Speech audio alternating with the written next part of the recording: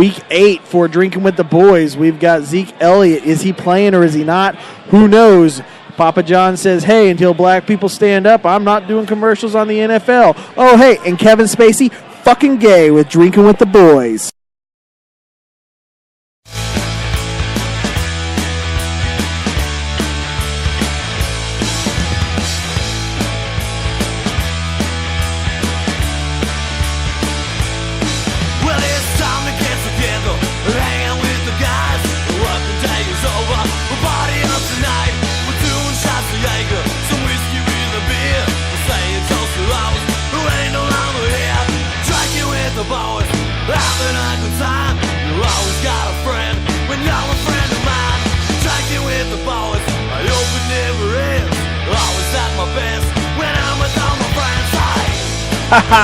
And welcome, episode 8 of Drinking with the Boys. This is Chase Almy.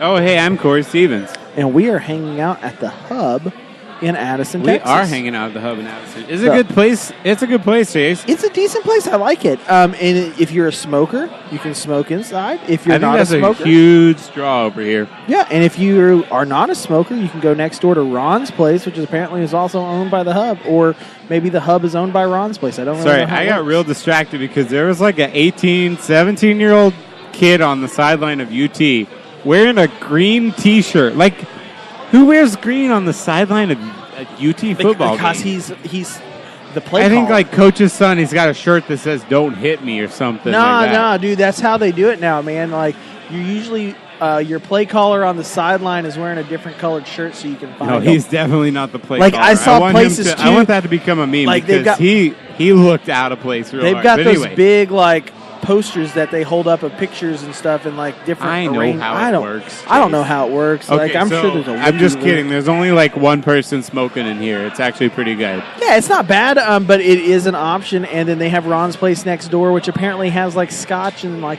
a little classier establishment from what they were telling me. Nice. Hey, so we may be checking tonight, Ron's house out. Ron's place out, not Ron's house, I guess. I don't know if Ron lives in the back, but Ron's place might be checked out by the guys at Cold Beers and Curveballs. There you go. What we drinking tonight, Chase? Dude, we're drinking some Shinerbach on the pitchers. We have individual pitchers.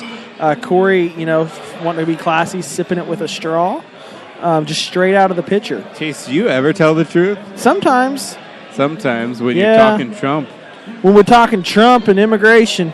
Right? Dude, we got a lot of that to get we're about to talk too. Kaepernick. We're about to talk Zeke Elliott. Let's get rolling.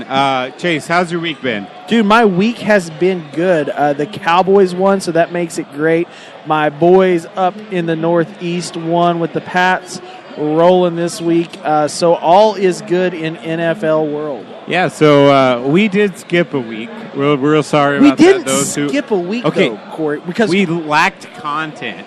We didn't lack content either. So Corey took a Corey took a vacay. Corey took a vacation, so it put us behind. So we did on Sunday, week 7, and now we are doing the day before week 9, or we did the week 8.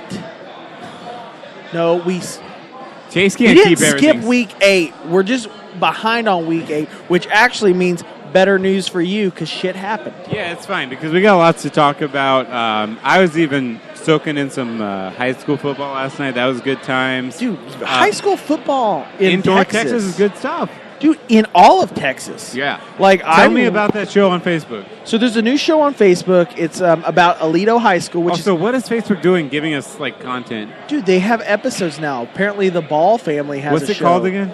The Ball Family show? No. Oh. This new one's called Titletown, Texas. Titletown, Texas. Aledo, Texas, out in West Texas. Right, and it's brought by the Fort Worth Telegram. It's got Randy Galloway doing some of the narrating, which is a local DFW legend for anybody that listens outside of DFW. Absolute legend, except for Chase didn't listen close enough, and he didn't remember that song. I remember the song. I just can't remember the name of the song. It kind of like Roger Clemens, right? Right. I misremember things. No, but yeah, it's a really cool show. It's like 10, 15-minute episodes about Aledo. Aledo was a huge powerhouse, and they're talking about going back and, pushing and doing whatnot. And you're going to fucking finish that. Well, right. I just want to be able to look at Oh, okay. He wants to be able to look at the shot clock. But we got Cowboys Chiefs tomorrow. Right, Cowboys-Chiefs. Should be a fun game. Dude, now Chiefs have been one of the best teams in the AFC, but Right. they have come down from their mountaintop at like a 5-0 start. Right, and they've lost 2. They have lost some. Cowboys are actually rolling. Yeah. So are we saying – so in my mind, what I'm thinking is the increase of the Cowboys and the decrease of the Chiefs are going to meet at the perfect spot. Look, here's the long and short of it. The Cowboys got Sean Lee back last week. Right. We held the Redskins to 17 or 19? 19. I think 19. it was 26-19, and then we scored the pick 6. We held the Redskins down. We held the 49ers down. Right. Right? But that's not too significant. That's the thing. It all comes down to, hey, can we prevent Kareem Hunt from gashing the defense left, right, and center? Right. So we're going to get into that in a second. Like we said, the Cowboys are on a roll. They beat the Washington Redskins, a NFC East division game. That's always key to get. Right. Because we're one game ahead of the Redskins, and you got that tiebreaker on them. You're heading, well, I mean, of course it could change, but it's always good to get those division wins out of the way. Think about how much better this game would be if Alex Smith wasn't on a roll and Pat Mahomes was in. Pat Mahomes being that East Texas guy, be a lot of fun to watch. East Texas, West Texas, Texas Tech. No, it'd be a lot of fun. I think he's getting good schooling. Andy Reid is not a bad coach. They got a good quarterback over there. Pat Mahomes is going to just take the Aaron Rodgers route. Right. And sit on the sideline for a little I'll tell while. you who's not taking the Aaron Rodgers route, and that's Garoppolo. We'll touch on that here in a little bit. Yeah. How did we miss the trade We're deadline? not even putting that in the We show didn't even notes. think about the trade deadline. Yeah, the trade 'cause even deadline the blew up for Cleveland- the first time in 20 years. The Cleveland Browns fucked that. What'd they do? Oh, dude, you didn't hear about Oh, what the right, thing- they yeah, didn't get yeah, their they didn't paperwork fucking for, like- contact. They didn't call the NFL. Yeah, That's kind of like when you're problematic. ninth grade and you're going to try to see if your best friend can spend the night, and you don't call your mom. Yeah, real. No, we can definitely touch on that because stuff like Jacksonville Jaguars, they've got this low-key trade. They got, I think, Marcel Darius or somebody. They got this defensive tackle, real good guy, but he hasn't been able to keep on the straight and narrow. They got him in a trade. They're trying to bolster their run defense. For some reason, they have the number one scoring defense. They have one of the worst run defense. Jaguars are weird, but they've still got a pretty good team. Who else do we have traded other than Garoppolo? We had Kelvin Benjamin getting traded from the Panthers. Yeah. That's for a third round. Right. And Jay Ajayi getting traded to the Eagles. That sucks for the Cowboys. So we're going to talk about some of that in a second. So not only is this for the year of the trade, but this is also the year of the injury. So what's going on in the NFL this year, Chase? We talked about this just randomly, or at least I talked about it with some other people. If you took all these star players who've been injured, like the injured reserve all-star team, they'd probably win the Super Bowl. Right. Aaron Rodgers, David Johnson, running back for the Cardinals. We got Carson Palmer. the rookie running back from Florida State who was with the Vikings. You remember his name? Dalvin Cook. Right. He was tearing it up. He got injured. ACL, I think, for him. Big David defensive Johnson. guy on David Johnson Kansas might City. come back in a few weeks, but he got an elbow injury or something. We got Joe Thomas out for the year with the elbow thing. We got Jason Peters for the Eagles out for the year. We got, is there a big tight end out? I don't know. I can't. Sean, what's his name, from Chicago. Yeah, well, right. Zach Miller from Chicago is out, and he's a good player. We got wide receivers out. The offense would put 50 on people. The defense is solid, but questionable.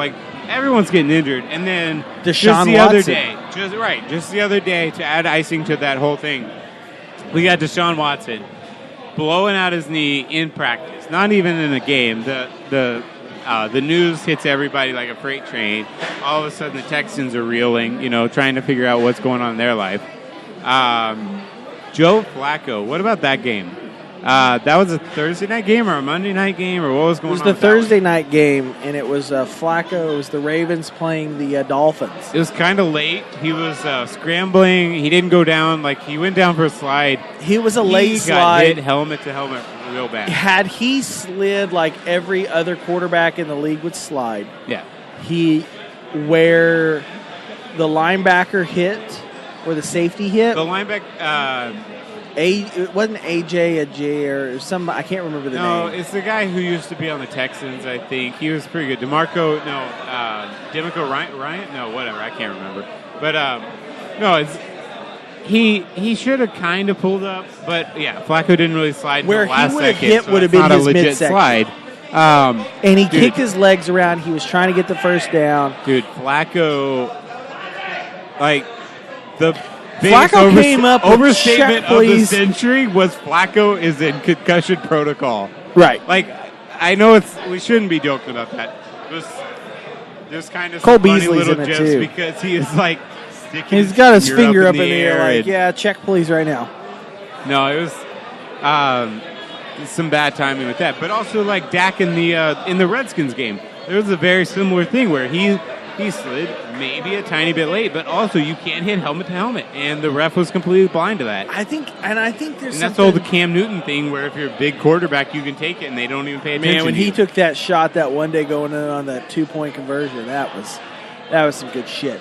But no, the thing is I think we're almost to the point now to where our quarterbacks are about to be like kickers, where a kicker you come down on, it's automatic 15. I think it's one of those things where we're going to have to look at how we're judging it. I don't think it deserves a suspension. I don't think it deserves a fine.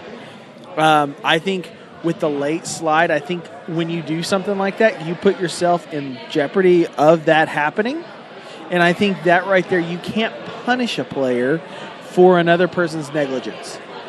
Yeah, no, I totally get you. And the thing is the way that football players slide as opposed to baseball players. Baseball players, if you are sliding, you speed up into the slide. Right. Where if you watch football players, their slide, you start running and you slow down. they just sit down. Yeah, and you plop down. Yeah. And that's another thing that I think, I don't know if that's how they're taught. I don't know if there's just something that's not discussed, but I feel like it might be something that if, people did that, we wouldn't see that as much because you've got a guy who's showing slide, kicks his legs out, and he plops late. Had he slid like every other quarterback in the league, he wouldn't have been hit in the head. It wouldn't have been anything to say. Yeah, it probably deserved the 15-yard penalty on it. That's okay, but I don't think a suspension or a fine is in it. Yeah, so Bears-Saints game last week. Right. Dude, that was some gnarly stuff going on. Oh, yeah. It was such a weird injury. Zach Miller for the tight end for the Bears. He got absolutely robbed. Like, this is the biggest heist since I don't know what. But he's going in, and he catches a touchdown as he blows out his leg, Chase. Right. Yeah, he dislocates his knee. The way he just landed, he took a normal step, and then all of a sudden his leg went floppy. If you look at it, he's a very, very large man, and he came of down. course, a lot of weight came down on the leg, Right. but it was just a normal jump. Like, it wasn't. Yeah, it just gave out. He landed funny. His knee goes sideways and left, right, and center. His knee was so tore up that it was like pinching or tearing his artery going down to his lower leg. He was going to lose his leg if they didn't have surgery on that. Yeah, they were going to amputate the leg. That was some nonsense. And that's the thing, too, is I think a lot of these injuries, Deshaun Watson with the torn ACL in practice, I think it comes down to the CBA. You think it's because of practice? I think it's because of practice. And it's one of those things where they're at now since the lockout, what was that, 5 years ago? Something like that. Might be 2 years, might be a year or two from now. Right. Might have And the last one, and they got all this stuff worked out. Right. Now you can't go back. So at my daytime job, I have a customer that comes in. He's an older guy. He rides a bike. He goes to the gym. He rides 30 miles a day. He comes in. He eats there. He's a nice dude. Getting to talk to him and getting to know him, he played for the NFL for the New York Giants. He played for the Atlanta Falcons, and he was on the first team of the Cincinnati Bengals. Nice. He was a wide receiver. I was like, oh, you're a white guy, you're a slot receiver? He was like, no, we were all white back then. But that's another conversation. He's a really cool dude, really knowledgeable. And I was talking to him actually today when he came in, kind of about this because of all these injuries, and he said Monday, Tuesday, and Wednesday was hit days in practice. Nowadays, it's like Wednesday is only hit day. I think Wednesday's the only hit day. Because it's like walk through, and it's like no practice, and then it's like real practice, and it's like walk through. Right. The practice schedule is. I mean, we're here to try saving players' careers by a year and a half, by a season and a half. Yeah. For an injury to take them out for a season. So you're only really extending it by a season and a half because you're injured for one of those seasons. Yeah. We're trying to prolong people's careers. We're trying to reduce the strain on their bodies with the hard practices, but we see it every single preseason and every single week 1 and 2 of the NFL season. We see the product is not there. And we see that these guys aren't quite up to snuff, and they need some more practice, and they need hard practice, not just walkthroughs. And so, we got to find the happy medium. Here's my thought on it. Yeah. You see players like John Daly in golf. You see guys like Mark Burley who were baseball players. You see guys like Bartolo Colon. You see the old offensive linemen who would play 10 years. They weren't in the best shape. They were in an athletic form. But now we are so driven to this huge muscle physique. Everything's bigger and powerful and larger. Yeah. I think, honestly, that's a lot of it. You see these guys who are I remember people got on Mark Burley in baseball because he was like, I don't do anything, and then about 3 days before I go to spring training, I start throwing, and he throws these perfect Tony games. Romo school of working out. Right. And I think a lot of this stuff that we're working on is starting to put more wear and tear on the actual ligaments and the actual, your muscles and your... Yeah, people talk about that, how you can strengthen muscles all day long, but the ligaments are just there. Right. They're connecting. You are not able to bulk up and strengthen your connective tissue. Right. And so that's your weak spot when everything else, players are getting bigger and stronger and faster and hitting harder, and it's just a fact of life. It's kind of tough. It's tough sometimes. You got a lot of injuries like that. But we're gonna move along to NFL seems this is quite a year.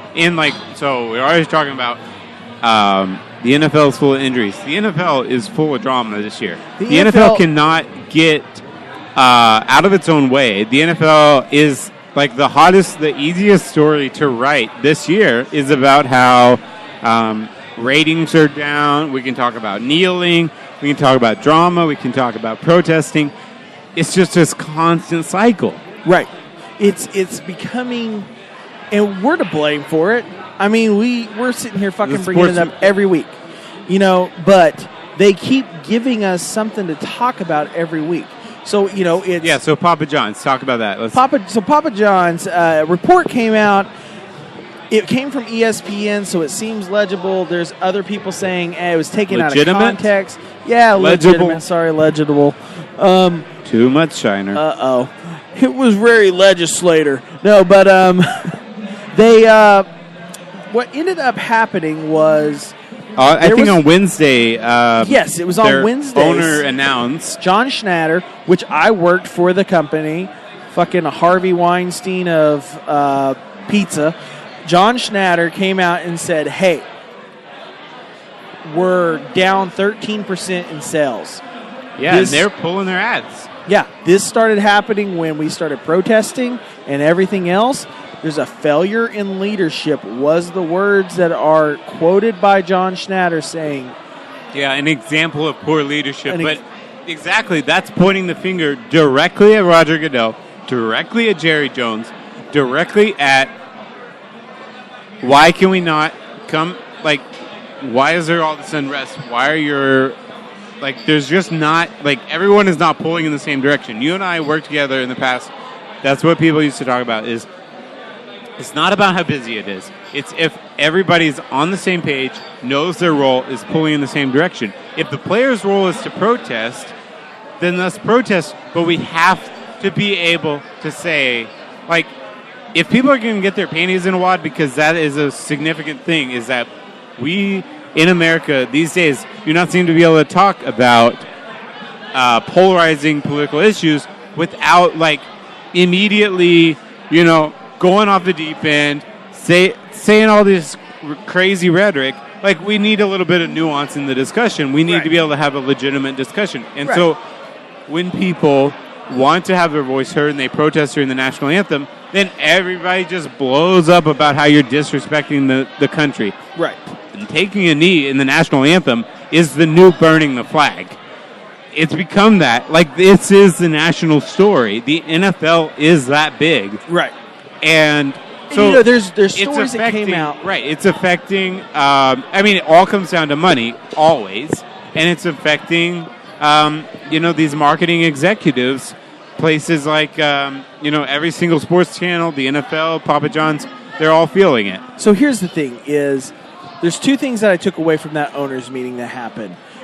There was also a statement that was made that one of NFL's big sponsors, they didn't really say who it was, said that if the NFL put a ban on the protest, they were going to back out. So you've got that side of it. Now you've got John Schnatter from Papa John's saying, hey, my sales are down because, you know, all of this stuff has started happening. I'm doing all these NFL commercials. I'm 13% in the hole. So you've got two parts of the spectrum. Plus what you were talking about, how we can't have open dialogue, we can't have open discussion. The biggest thing that came from the meetings was the owner of the Houston Texans saying, Bob McNair, you can't let the prisoners run the prison. Or you can't let the inmates run the prison. The asylum. Yeah, exactly. And so it was kind of a... now, he tried to back out of it about 5 different times, and it was only reported... somebody like Peter King, like Monday Morning Quarterback, I don't know who it was, but it was like... The owners' meeting stuff wasn't supposed to get out, essentially. There was just like a couple reporters in there getting secondhand quotes, but no, that is a quote that exploded last week. The majority of the Houston Texans took a knee last week. Right. Who was it that walked out on practice? Huh? One of the players walked out on practice the day after. Oh, was that their receiver, right? Like, I mean, he's a stud receiver, so he gets to do that stuff. Right. But it's like, yes, that is one of the things that, you know, a little voice that I'm hearing in my head, taking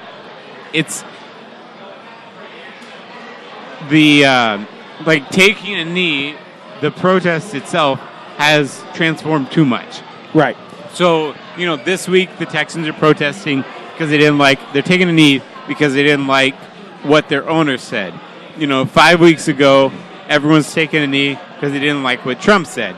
A year ago, Colin Kaepernick's taking a knee because he wants to draw attention to police brutality. So it's become, you know, it's a very muddled protest these days. But no, the Texans have a point. Like, essentially, Bob McNair is saying, hey, like, it was a big stay in your place kind of quote. And let's think about this. And the Texans didn't like that. And let's think about this here. Is it affecting what's going on the field? This has been a fucked NFL season. The NFL season... I think the Chiefs and Patriots and Eagles would beg to differ. Right. But if you look at everything, right now you've got the Buffalo Bills, who played a junior varsity fucking game against the goddamn Jets on Friday or on Thursday. And lost, right? Last night. They lost. They had the worst fumble I think I've ever fucking seen in my life. Like worse than butt fumble? It was worse than butt fumble. Man, dude got up with the ball and lost it. I got to look over that. Yeah, you've got to look that up. But they're sitting 4-5, and that may only get them an 18th pick. Like, Yeah, there's a ton of 5-5. Like, there's it's an 4-5. It's an exceptionally bad year. bunched up year. Like, everybody is at 4-4 right now. Right. Usually you have the Patriots, you have the Ravens, the Ravens back in the day. Ravens suck. Yeah. You have the Patriots. You typically have the Cardinals, who look like they're going to show something, or the Typically have Seahawks, the Packers playing pretty and the good. Packers, and then you've got like all these mediocre teams, and you have the fucking Browns. But you got a goddamn 4-5 Bills that's playing, and they look like shit. It's going to be an 18. The Jets pick. might be 4-5 too. I think the Jets are right there with them. Like, both teams should just be moved up into the Canadian League anyways, but that's another show. But you've got that going on, and I wonder how much of it is, hey, guys, why don't, while we're doing our walkthroughs, we not worry about how we're going to kneel for the national anthem today, and why don't we play some fucking football? I'm going to have to... I feel like the quality of play is fine. I mean, I feel like it's just a roll of the dice, and it happens to be like everybody is bunched within 1 or 2 games of each other this year. Like, you've got teams like the 49ers, who are 0-8 still now, or whatever, 0-9 now, or whatever. Who'd they lose to last week? I can't remember. But whoever they played. Right.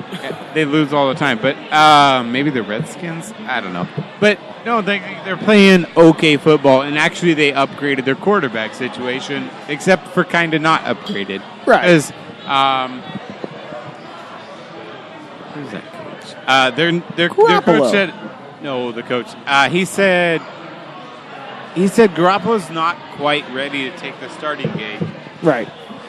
I mean... Brock Osweiler is, though, in Denver. Gotta love that. Because Trevor Siemian... We have tried Trevor Siemian. Right. And, nah. That ain't working. He was a good quarterback in Montana, but Montana is not the NFL. He was a decent quarterback in week 2, but... Yeah, I think he had a couple good games, but, so did Colin Kaepernick. So, no, basically...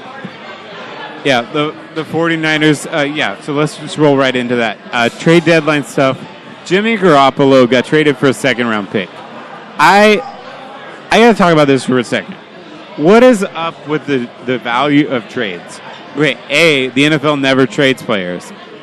And then this year it happened all over the place. Okay. B, we're trading Jay Ajayi for a 4th-round pick to the Eagles. Jay Ajayi was a 4th-round pick. Did he have a good year last year, Chase? Yeah, he did have a pretty good year last year with the Dolphins. So, and this year, he apparently was having some locker room issues, and Gase is the head coach over in Miami, and he wanted to get rid of him. Right. But, I don't understand the value. You get a 4th-round back, but he was already a quality 4th-round pick. Right. Well, back to the Garoppolo trade. Garoppolo, everybody talked about getting a 1st-round pick or 2 first-round picks. That was the whole story. Well, what? Last offseason, and then now you trade him for a 2nd. So being a Pats person, I follow NESN, which is the New England Sports Network. Yeah, I like the Pats too. Let's go. So basically what I have read and what I've gathered is, the Browns offered him better picks earlier this year, and they wanted to hold on. There's 2 different stories going on. One is that they figured out what was going on and everything and how the year's looking, that they wouldn't be able to pick up his contract with the salary cap and everything that they need. Right. He is going to be a free agent. You do have to figure something out with exactly. him. For the Patriots' sake, they did need to trade him. That is the logical sports thing.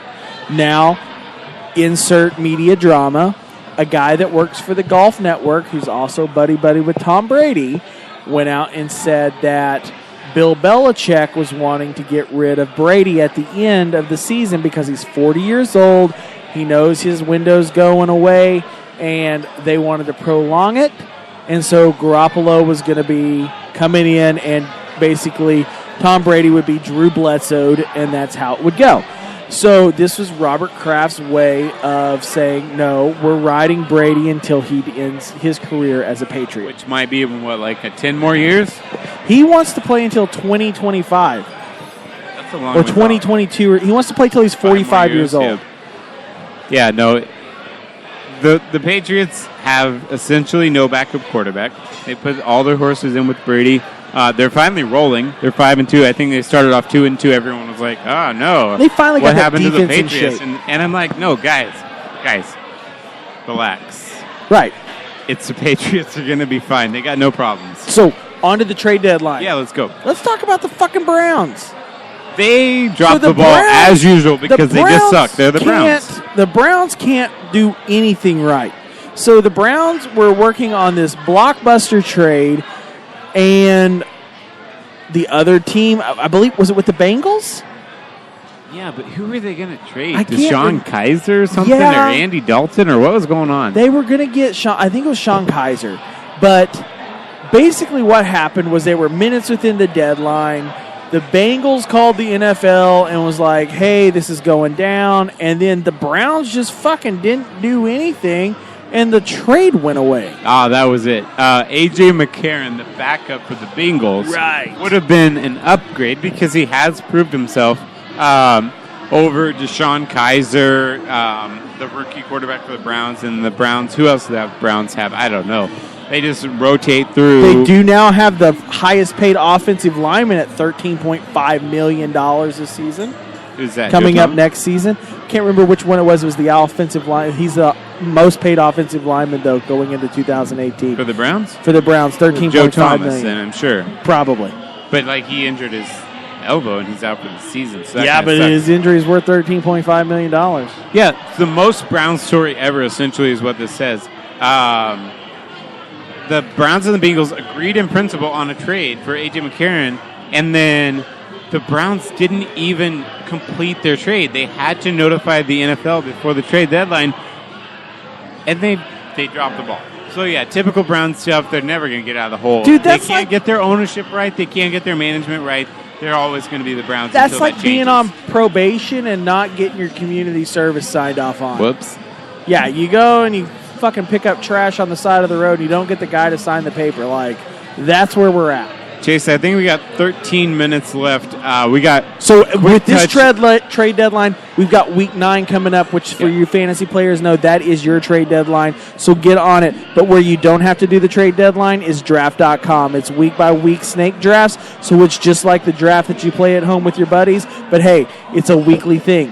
You go on there, draft.com, do that /DWTB for drinking with the boys. You deposit money in. I'm going to sit here and I'm going to give you guys out a free chance to play a cash money win. And the great thing about it is they have head-to-heads, 3-on-3s all the way up to 5-on-5s. So it's really small. So you've got an 80% chance of winning more than you do in those other draft sites. So definitely get on. It's draft.com /DWTB. Corey found that it's a lot easier to download the app than do it and go in and do the login that way. Corey's already on there playing. We're still keeping it up. You guys send us a username. We're going to get you guys in a private draft with us so you can take some of Corey's money. Dude, I tell you, it's real addicting. I think I got 19th place in last week. Right. I can pull that up, but I ended up with a few good players, but I was like the next one out of the money. It was, man, it definitely. It's real entertaining. You definitely want to go hop in there. Corey's not good at draft picking. Corey's not good at fantasy sports. I was close, okay? And so now Corey's girlfriend's paying the bills because all of his money's gone to draft.com. No, it was so they have what they call Dream Team, to where like you're playing in a big group and everybody can pick whoever they want. Right. In a normal head-to-head draft, or if you're playing with like 3 or 4 players, you got to make compromises. But Dream Team, you don't have to make any compromises. So I picked Tom Brady. He had a pretty good game, 333 yards to 1 touchdown. Oh, yeah. Not incredible because Almost like a Baker Mayfield day today. it's those 3 touchdowns that would have really got you. But Melvin Gordon, right? So he's the Chargers running back. He got 20 points on your fantasy team because he ran right through the Patriots because the Patriots have no run defense. Right. I also picked Zeke Elliott, who had 150 yards, 2 rushing touchdowns, and, that was real good. And then I had 2 wide receivers who didn't really pan out, and so that's why I ended up 19th. If I was 17th place, I would have won $2. It's good times. Go check out draft.com. And the great thing about draft.com is if you don't like it, if you're like, this place fucking sucks, you just let them know and they'll refund you up to $100. There you go. So it's almost like you don't even have to pay to try. Just put you some money in with the draft.com/DWTB. Throw you $5 or $10 in there in your account, whatever the minimum is, and play. And you know what? We'll give you a game on us. Yeah, so it's been real fun tonight. We've been watching Bedlam. Bedlam came down. Oklahoma State OU came down to the wire. It was a real good game. Bama LSU was a good game. We got TCU Texas playing. So it's a great night for football. We're going to get into Zeke. We just touched on that with fantasy football. He's had huge numbers. He's really been rolling the last 2 weeks. And then what happens? The district court in New York or whatever says he's suspended. Well, then 2 days later or whatever it was. Well, the day after they beat the sources. Now he is playing. Right. So, man, I really feel for people who aren't quite as dialed into the NFL because, dude, this is mind-boggling. We have gone back and forth and back and forth and back and forth on the Zeke Elliott. Is he suspended or is he not? Stuff. It's really getting old because, like, we understand, like, the courts. You got to go, we're taking the court case to this one, and then we got to go transfer, and we got to go to the court case in this one. He was suspended in August, not suspended, suspended, not suspended, suspended, not suspended, suspended, not suspended. October 20th, suspended or suspenders? Not suspended October 23rd, suspended October 31st, and then not suspended November 3rd. The long and short of that is that we're going to have Zeke, Cowboys, going into the Chiefs game tomorrow. It's a home game. I think it's going to be a great game for running backs. Kareem Hunt over at Kansas City is probably the second place most rushing yards or most rushing yards in the NFL, and he's a rookie. Chase, he's bursting on the scene just like Zeke did last year. Oh yeah. Essentially, Kansas City's offense is not. It looks a lot different than the Cowboys because they do a lot of motion, they do a lot of things to disguise, and the Cowboys don't. But it all comes down to the same stuff. We have a pretty good quarterback, not elite. We're not talking Aaron Rodgers. We got Alex Smith and Dak Prescott, right? Pretty good quarterbacks and elite running backs. We got good offensive lines. We're just going to hand the ball off, and then we have some weapons around there. Travis Kelce, we got Chiefs, receivers and tight ends. Essentially, the game plan comes down to the same thing: run the ball effectively and get a few good plays in the passing game. So it should be real good. I think the key is Sean Lee. He's healthy. He's back with the Cowboys. Can they hold the Chiefs to a few key stops and not give up 30 points like they did to the Rams and, 30 points to this team and that team? And it's been their defense that's held them back, in games when the Cowboys should have won. So what you got for tomorrow? Well, what I've got is I know it's going to be a very close game. I think the good thing that we've got going here is, you've got a very good offense on the Kansas City side. You've got a really good run game, and I feel like the way Andy Reid works it's a lot kind of how the OU offense is in college, where we use the run game to kind of get you into a motion, and then all of a sudden Alex Smith throws it 70 yards down the field, and you're like, what the hell just happened? That's going to be good. I think what's going to happen is it's going to come down to this could be a track meet. This could be just a fucking NBA-type game where it's just fast break after fast break. Because you've got that offensive line is number 1 behind the Steelers is number 2, ranked by NFL.com this week. Cowboys has the best offensive line in the league. So you've got that going for you. I think with Zeke being able to come back, I think that's also going to help us because I know there was a lot of things. Alfred Morris had said, he found it a very degrading type of comment, very disrespectful on the fact that people were talking about how, people were going to have to step up or whatever. It's a different type of game that he plays. It's a different type of run game. So, yeah, it would have been different. But I think it's really going to help to ground and pound. And I think it's going to come down to very much like, I believe it was last year when they played the Steelers. Yeah.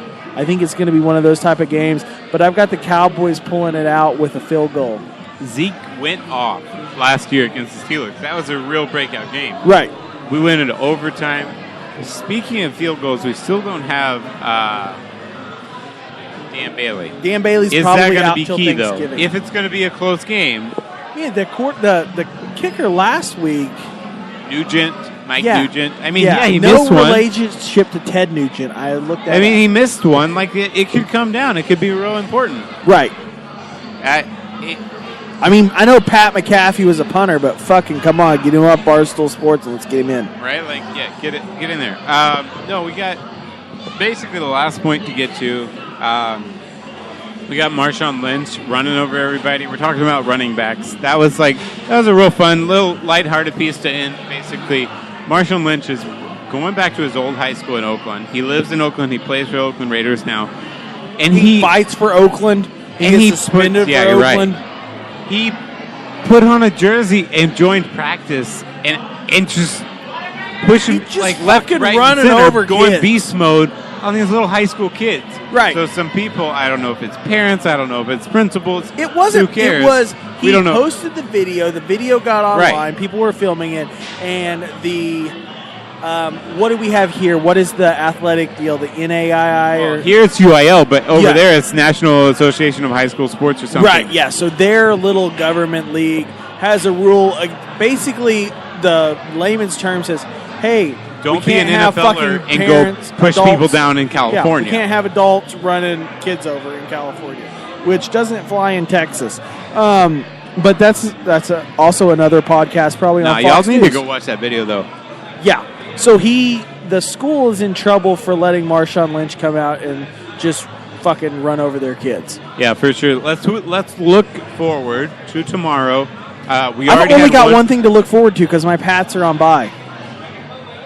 Let's look forward to all these important games. We got Falcons-Panthers. Panthers just traded away their star wide receiver tight end, Kelvin Benjamin. Falcons are totally reeling. They lost and their it's offensive because coordinator. the fucking Chick-fil-A is closed in their fucking stadium almost every fucking day that it's used. Yes, good point. No, I mean, Falcons are definitely having a Super Bowl hangover. Texans-Colts, what would have been a great, you would expect. What would have been a blowout may be a close game. Yeah. Who knows who's even playing for the Texans? Tom Savage again, and the Colts, who knows? But the Texans are trying to resurrect their... Huh? Is he any relation to Ben Savage from the Wonder Years? No. Okay. Texans are trying to keep, you would expect from the success that Deshaun Watson has had that the Texans are a lot better than 3-4, but they're not. They have a good defense. They could end up still fighting for a wild card spot, but they don't have their star quarterback, so what's the point? Just tank, right? Right. I feel like it's O'Brien's fault. Just fucking go back and be a quarterback coach in New England. We got Bengals-Jaguars. I feel like that's a trap game. Jaguars should run over, but I feel like that game will be a very much a Jets and Bills game where it's kind of like, who cares? If you watch it, it's good. If not, whatever. Saints and Buccaneers. Saints are rolling. Sean Payton has the Saints playing really well. They're 5-2. They're playing the Buccaneers, who everybody thought were going to take a step forward, and instead they are sitting at 2-5 this year. Yeah, they took 4 steps back. Saints are at home. They're a 7-point favorite. They should probably win that. Rams, Giants. Giants suck. Rams are good. We're done with that. Broncos, Eagles. That's key. Broncos have been reeling. Broncos are really good, and they whooped the Cowboys' butt, and then they've been losing everything since. Yeah, they were the reason the Giants got a win. Yeah, no, and Eagles are at home. Eagles are 7-point favorites as well. Eagles are a fucking beast this year. They are not something to really fuck around with, guys. It's really unfortunate for the Cowboys there. Right. We don't care about that game. 49ers, Cardinals. Nobody cares about 49ers because they're going to lose. Seahawks, Redskins. What you got? I got the Seahawks. Seahawks are I don't like doing it, but I got the Seahawks. You don't like the Seahawks? That's I can't fucking stand Richard Sherman. Raiders and Dolphins. Raiders are kind of reeling too. They're 3-5. And the Lions and Packers. That should be a good Monday Night Football game. Also, biggest news last little bit. Sunday afternoon tomorrow, Tony Romo gets to announce the Cowboys game. Go listen and watch because Tony Romo is going to be an announcer. It's good and stuff. Tony Romo is one of the best broadcasters on there. Yeah, People talk he's about absolutely, he's gold. He gets you good insights. He's the greatest broadcaster known to man right now. So it's going to be a great time tomorrow afternoon. For sure. Dude, and while we're not watching football and you're not drinking beer, help us grow this fucking show. Get on there. Drinking with the Boys on Instagram and Facebook, DRNKNW, the Boys at Twitter. And get on there. Like, share our shit. Get us out there, guys. Also, draft.com/DWTB. And with that, guys, we will always be drinking with the boys.